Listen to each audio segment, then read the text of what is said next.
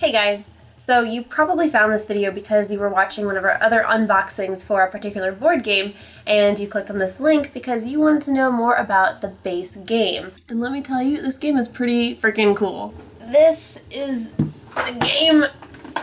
Ugh. This is the base game. This is Fortune and Glory from Flying Frog Productions. They do really awesome cinematic type games, and this game in particular can be played cooperatively with you and your friends working together to beat the game, or competitively, so you can fight against your friends or enemies at that point to see who wins. So it's a lot of fun. Think Indiana Jones, where you are like a treasure hunter, you are a very particular person. These are all the different characters that you can play in the front, and there are different bad guys that you will have to face. So let's open this up and take a look. Rulebook, very important. It also has some quick start rules. The game actually doesn't take too long to figure out, really. But learning games, you know, they always take a little bit of time. So this is the board. It's 1930s. This is the world map right here. Gosh, it's so big it can barely fit on the screen. So the goal of the game is pretty simple. You are a character and you are trying to find artifacts, very special artifacts that are randomly drawn throughout the game and put at random different locations. So you start off the game by choosing a character. Now, as an example, I got to play as Dr. Zhukov, right? So he's Russian, he's a scientist, he's pretty cool.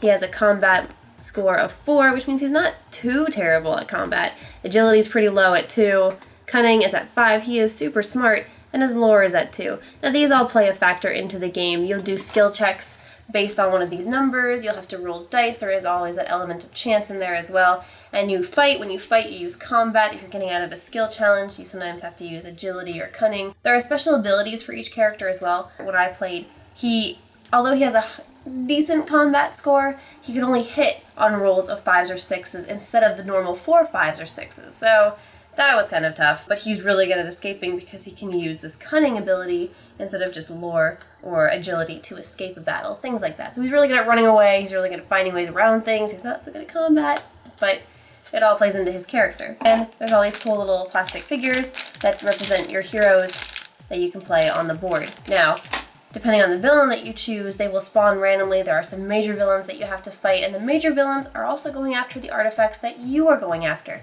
So random temples will spawn, random artifacts will be in different places around the world, and it's really a lot of fun. You can really work together with your teammates. I like playing cooperatively, so I like to work with my friends and other heroes who are playing. Nobody ever dies in this game. If for some reason you get to your total wounds, this guy has 5 right here. If you get to 5 wounds, that means that you're knocked out and you go back to your starting location on the map, but you lose a lot of things. I believe you roll a d6 and you can lose that amount of fortune or glory. But the way you win is you get to a certain amount of fortune and glory, and it is a lot of fun. It's very thrilling. If you're in the middle of trying to find an artifact, you have to go through a certain number of dangers to get the artifact, and then if you lose a danger for whatever reason, you have to stop all progress. It goes to the next person in line for their turn, and then when it comes back to you, you flip over that danger card and now you have a cliffhanger. This means that it's even more dangerous and difficult to beat that particular danger. So you kind of have 2 chances to get through things,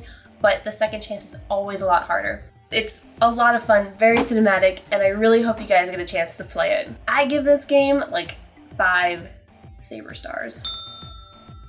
So what do you think? What are some of your favorite board games? Do you like this game? Do you want to play it? Leave a comment, let me know. That's it. Bye! Seriously, look at how big this game is. It's bigger than I am.